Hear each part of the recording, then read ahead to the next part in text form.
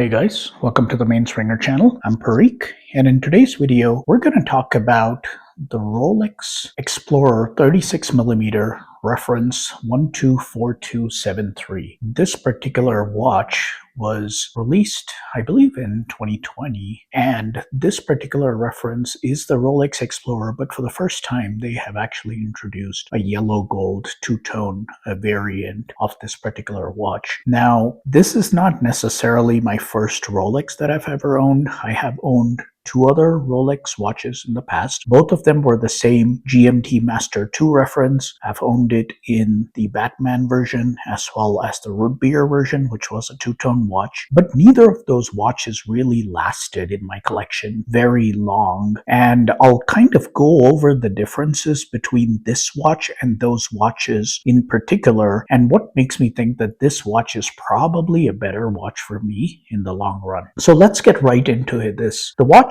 is a 36mm case. It's got a 19mm lug width and approximately 11.5mm in thickness. The case flanks on this one, especially the sides, this is really where this watch seems a little different than the Explorers and the Submariners, in the sense that it's got this kind of curved case profile on the side, more like the Yachtmaster than the Submariner. And I think that increases the elegance quotient of this particular watch more so than some of the other tool watches. Secondly, the gold on this watch is, although it kind of looks punchy probably in the video or in photos, it's actually quite muted in real world wearing. And when you wear this watch, it doesn't look as punchy naturally, even though it is polished yellow gold. But despite that,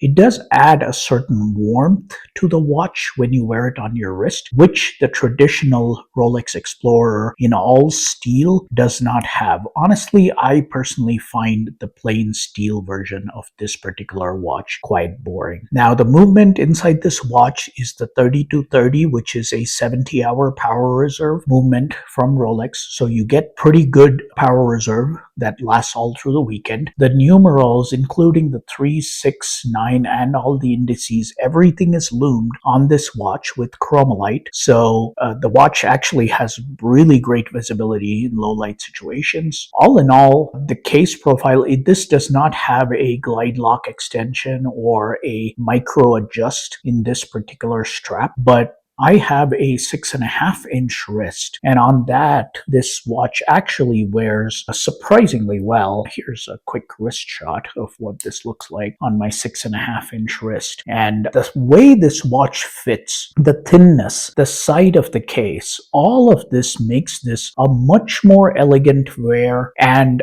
honestly, I like this a lot better than what the GMT Masters looked like on my wrist. There was something about those watches. I did get them because I was keen on them. I was interested in them. But when I got them, it almost felt like the love affair with those watches just completely faded away. And I never found myself wearing those watches. There were a few other gripes I had with those watches. I'll probably make a video on that at a later stage. But at this point, this particular watch, the Rolex Explorer 36mm in two-tone Rolesaur, I think is a stunning looking watch. Really great value for the money. This does sell probably below retail on the secondhand market, so it is a really good pickup if you are interested in this watch. A lot of people have a lot of complaints about how this is a tool watch and it shouldn't have a gold or a two-tone variant, but the whole tool watch thing is very overblown. Nobody in the real world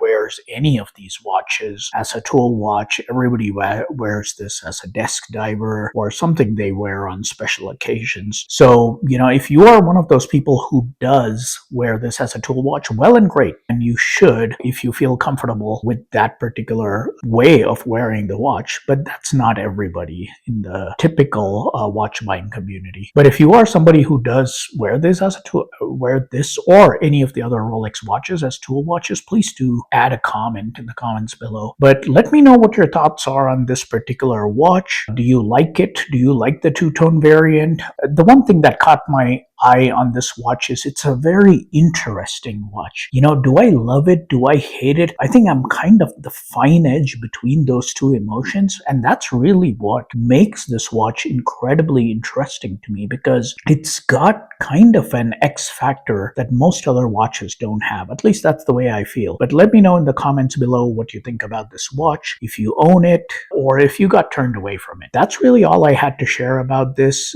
If you are new to the channel, or if you've watched other videos of mine, please do consider liking and subscribing to this video, and we'll see you in the next one. Take care.